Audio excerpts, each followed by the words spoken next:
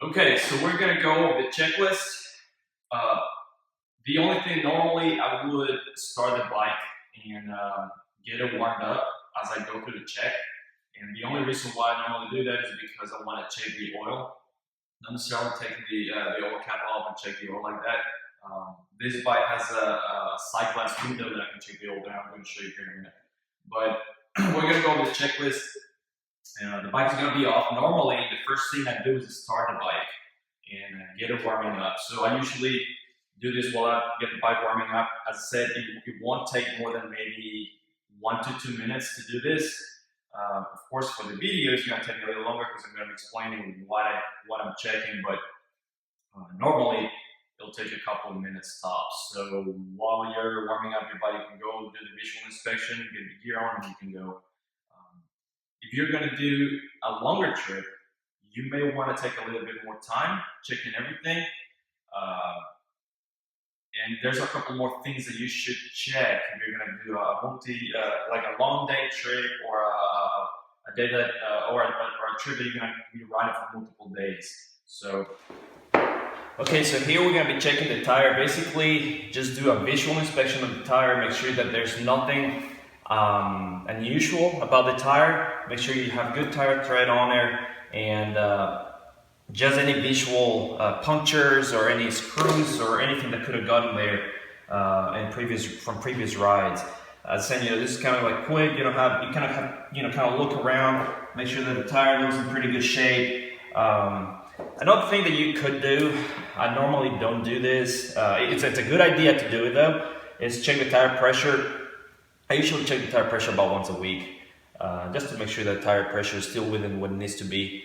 Definitely important, but I also have a pressure gauge on the onboard computer on the bike, so I usually monitor the pressure there, and I know the pressure is usually right. But again, once a week, I always check the tire pressure on for the bike. Again, we're doing a visual inspection of the tire. Over here, we're going to check the rim, make sure everything is good and there's no damage anywhere. And also, while we're here, we're going to go ahead and check the brakes. Again, there's no visual, at least, damage on the tire, so you just check one side. Make sure you check the other side here. Again, this is just a quick visual inspection of the bike, so I don't see any damages. I mean, of course, I can't see anything around here. That's why it's a good idea to have the bike on center stand. And of course, we're going to be checking both tires, so check the front and the rear tire as well. Basically, what I'm checking here is two things. One, I'm going to be checking the brake pads and make sure they're within the limits. Depending on your manufacturer, and it's always good to consult your owner's manual and go based on that. But usually, if I have about maybe 1.5 millimeters left in the pads, it's probably time to change them. Now we're going to check the brake fluid, and we want to make sure that the brake fluid is at its full. Here we can see that this is for the front brake, and we can see the minimum like low level line right here. When you have the fluid around here, it's definitely time to replace that fluid and refill it. The same thing you do with the rear brake. The rear brake has a different reservoir. I'm going to show you here real quick. This is the rear brake reservoir, and we of course want to make sure again that the level is at its full, and make sure that we have enough fluid there for us. It's important because these are your brakes. So while you're checking your brakes, it's also important to check your brake pedal here and also your brake lever.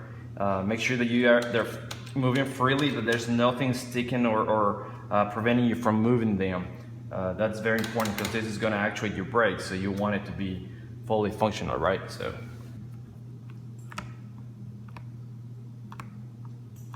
okay, now some motorcycles have hydraulic clutches. This one is one of them. You can check your hydraulic fluid. Some have a window here. This one doesn't have one. But whenever you go do your maintenance, they usually check that. Again, what you can do is make sure that you have a freely moving lever here that is moving fine. So, all right, now we're gonna check basically the electronics of the bike. So what we're gonna do is we're gonna turn it on. However your bike works, every bike is gonna be different, but I'm basically, you know, getting all the electronics on. All right, so from here, we're gonna make sure that the lights are working. All right, here we can see that we have the lights, the driving light and also the regular low beam light is on. So that's good, and we need to check the high beam as well.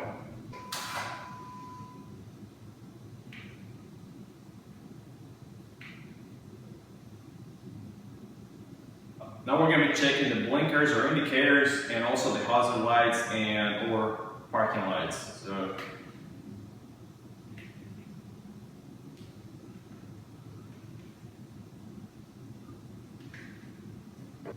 while you're messing with this stuff, you can also check the horn. And now we're gonna be checking the brake light and tail light. Obviously we can see that the tail light is on, so it's working.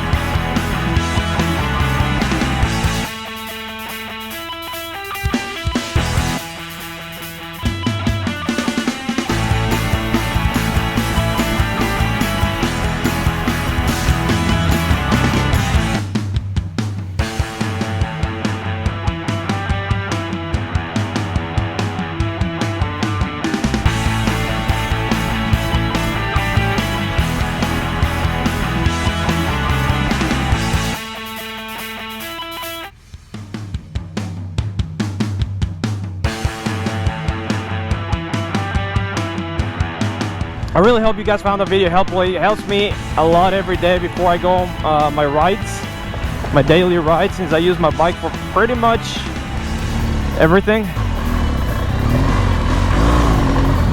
Oh shoot, I almost fell in the ditch. Anyways guys, till we ride again, ride safe. See ya.